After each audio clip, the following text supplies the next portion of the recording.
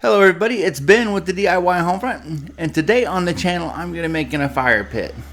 And if you're wondering why I'm on a tractor to start this video out, well, it's because I made the fire pit out of 3/8 inch plate steel, and it is heavy and I have to use the tractor just to move it around.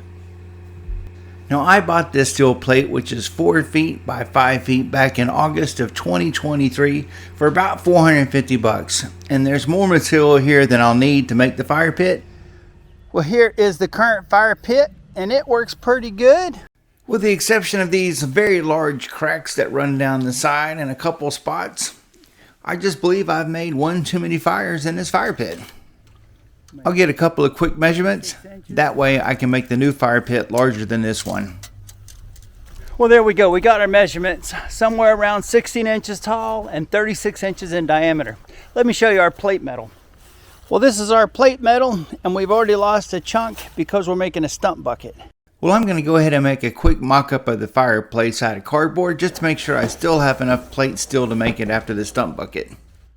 Now, the advantage to making anything with the cardboard design method is that you can actually build something you can look at, you can touch, you can hold, and decide if it's what you want.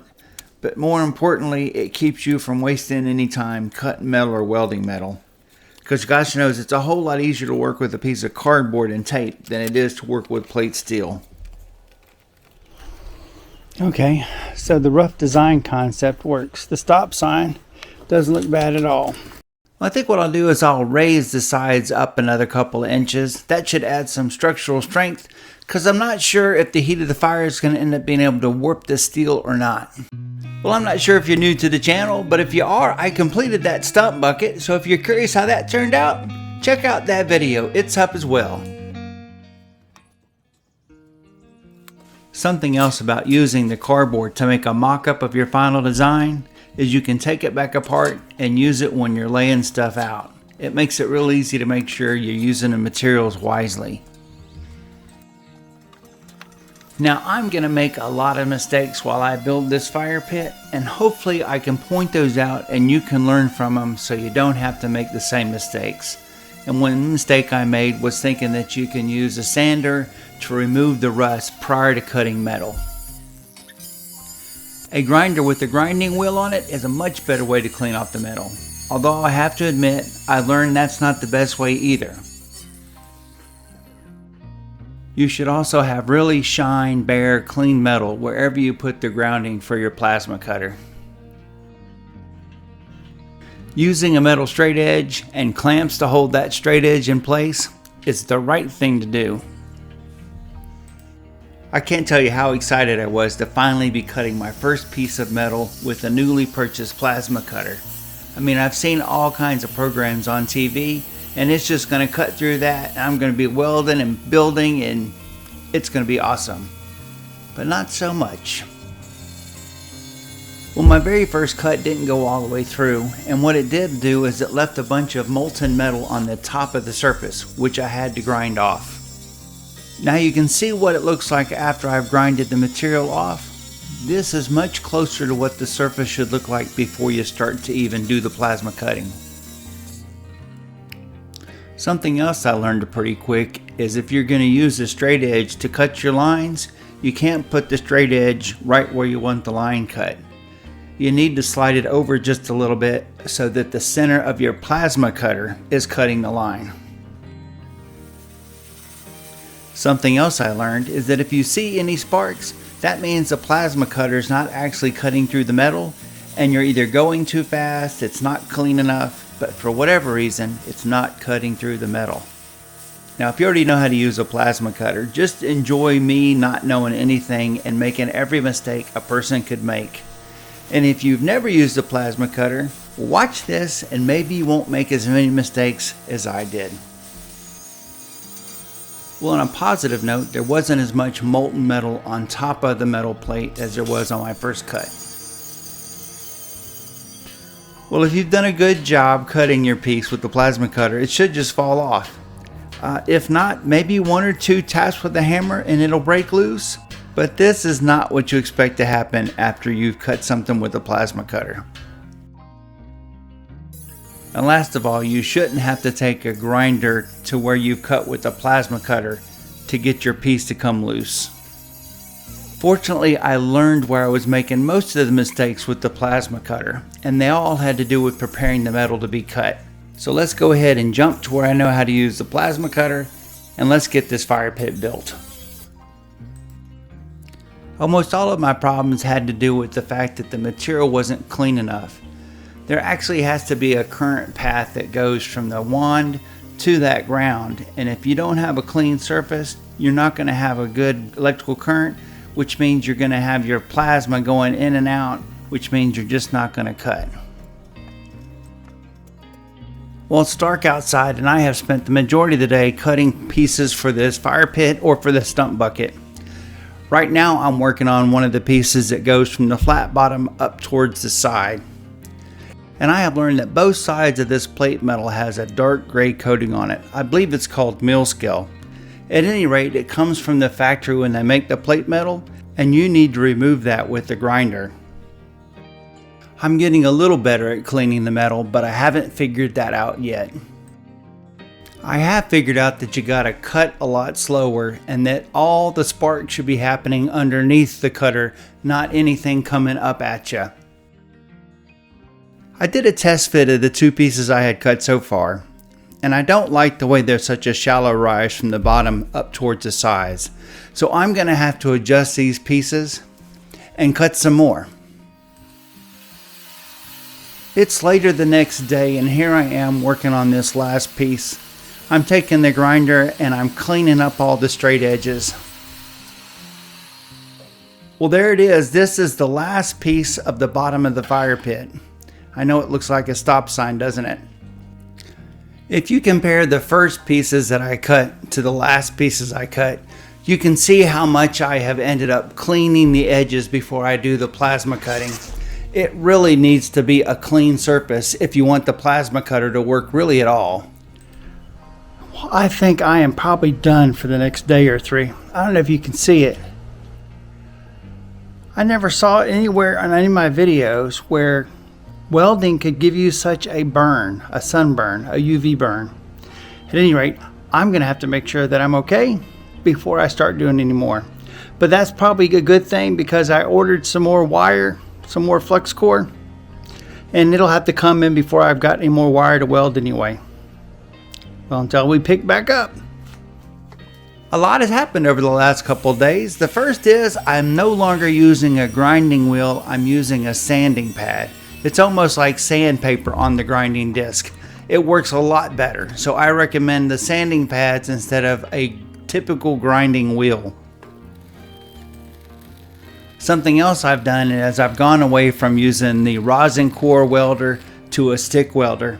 I just find that this plate metal is too thick and I'm not getting the penetration I wanted out of the rosin core welder.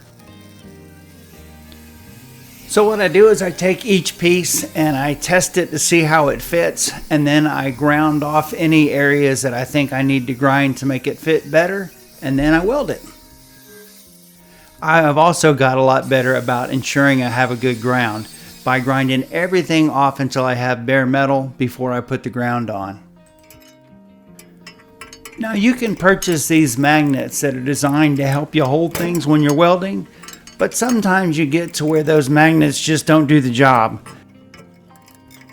When I found myself in that position, I just got creative, and one thing I started using was straps, and I even used the ratchet of the ratchet strap to help pull the metal into position. Now when it actually comes to the welding portion, I would weld about a 3-inch strip to hold everything in place, and then I would go back and make a continuous line so that every surface was welded, and I did that both on the front and the back. Now the last thing I did was I went back with the grinder and I grinded down all the welds to clean them up and make them look as good as possible, because I'm really not a professional welder. Now let me show you what plasma cutting should look like. First you mark the line where you're going to cut it, and then you want to clean all the surface down to bare metal. That includes the rust, the mill scale, everything. The surface should be shiny. Next to having a good tip on your plasma cutter, this is probably the most important thing, a clean surface. And when you're actually using the plasma cutter, you should go slow, steady, and all the sparks should be underneath the surface you're cutting. Look at that, a nice straight line cut completely through the material, and one whack with the hammer and it falls to the ground. I continued to cut the metal until I had all the pieces to do the sides. After I had all the sides attached, I could focus on the bottom. I was not sure exactly how I wanted to raise the fire pit off of the ground. My first thought was just to weld some flat pieces near the edge of the bottom, but then I thought I might trap some leaves or twigs underneath the fire pit whenever I was blowing it off with the blower, and decided maybe a plus sign would be better, because that way I could blow all the debris from out from underneath the fire pit. So they're about 4 inches tall, and I welded them all in place, so now it has a solid base to rest on. It was easy enough for me to handle the individual pieces as I welded them onto the fire pit, but now that I've got this all together, it's actually getting very heavy and difficult to move. So I thought I should put some straps on it so I could pick it up with the forklift to move it around. And the most logical strap I could think of would be a chain. So after a short mock-up, I needed to cut 2 pieces off of the chain. I ended up holding the chain with some channel lock pliers and used a cut-off wheel. It seemed to do a good enough job, and with the chain cut, I could move on to welding the chain to the fire pit. And just like with the plasma cutter, I needed to make sure I had a good clean surface to weld to, which meant getting the grinder out and grinding off that mill scale. I used the grinding clamp to hold one link of the chain and then welded it to the fire pit. Well, after a little cleanup, it looks really good and is strong enough to support the weight of the fire pit. So I'm going to go ahead and do the other 3 links that need to be attached to the fire pit the same way.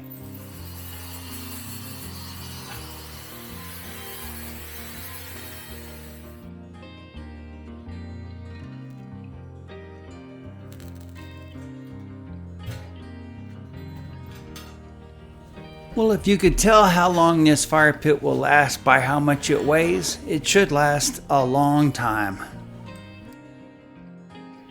Now I still want to put some holes in the bottom so that way when it rains, water drains out, and of course I need to paint it. Okay, to make sure that I've got all of my drain holes in the same spot, I put my square on the bottom of the fire pit, went to the 8-inch mark, punched a mark onto the metal, and that way I could drill it out with a small drill bit. After I had my first hole drilled out, I went back to a step bit and made the hole larger.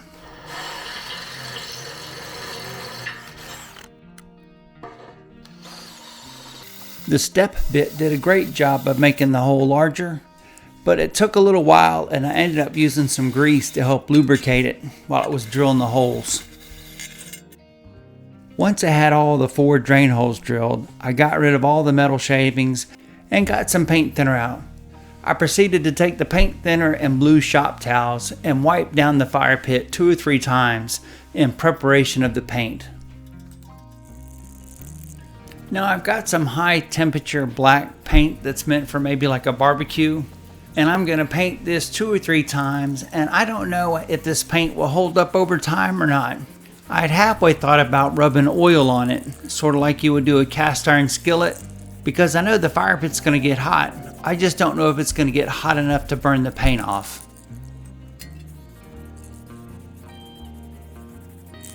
Okay, here I am finishing up on the second coat of paint, and you can see it has really filled everything in pretty black. I gave the paint a couple days to dry before I turned it over to paint the inside of the fire pit, but I'm going to have to do a little bit of a light cleaning because I'm assuming it must be the dew. For whatever reason, there's a light film of rust on the inside, and I'm going to need to clean that off before I paint it. Well, just like before, I'm going to use some mineral spirits and a couple of blue shop towels and wipe everything down really good because I want to make sure the paint has the best chance possible to adhere to the bare metal. Now I'm going to go ahead and put 2 coats of that black paint on the inside of this, just like I did the outside.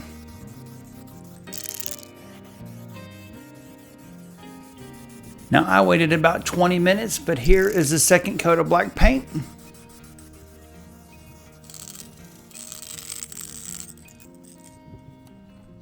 Okay, the fire pit has been moved to the cement pavers where it's permanently going to stay, but I didn't like the way the chains looked. I thought they were too blah, so I'm going to go ahead and paint them with some copper paint to hopefully add a little pizzazz or pop to the fire pit. I have taken some scrap pieces of cardboard and some blue painter's tape, and I'm going to tape up the black area around the chains and leave the chains exposed and paint them copper that way. Well, the copper paint is not a heat resistant paint, but it will probably fare better than the black paint because it's only got one length that's touching the fire pit. And of course, I'll do both sides the same way and put 2 coats of copper paint on the chain. Alright, well, you can tell by the color of the grass that it's no longer summer. We are at the tail end of February, and this is what the fire pit looks like. Now, we've had quite a few bad storms, and I have picked up a lot of limbs and debris in the yard and burned it in this fire. And you can see the outside is rusting some, but thanks to that fact that we made it out of 3/4 inch plate steel, I'm not really that worried about it. I thought it might deform some with the heat, but it has held its shape surprisingly well. Let's see what our total dimensions ended up being. It looks like it's about 36 inches by 17, which I believe is very close to the same dimensions as the other fire pit. The biggest difference is the shape of the fire pit itself. It's a lot deeper, in the sense that it's not a bowl shape. The other one was a lot more like a saucer, but this fireplace is a lot deeper, so it actually holds a lot more when you're trying to burn stuff, which is a good thing. Well, every spring I do a lot of cleanup, and this spring I'll probably end up taking this and painting the outside again. Either that or I'll coat it down with oil and see if I can't turn it into like a cast iron skillet where it's just got a coating of waterproof oil on the outside burnt into the metal. Well, I didn't want a square one because of the grandkids. I was afraid if I made a square fire pit, those corners would end up getting one of my grandkids, and that's the reason why I made an octagon, although it made a lot more pieces and a lot more work. And I definitely learned a lot from beginning cutting with a plasma cutter by the end. By the end, I felt pretty good, actually. Not perfect, but pretty good. Well, I guess that wraps this one up. Thanks for watching. Like, subscribe, check out all my other playlists, and I'll see you in whatever video comes next.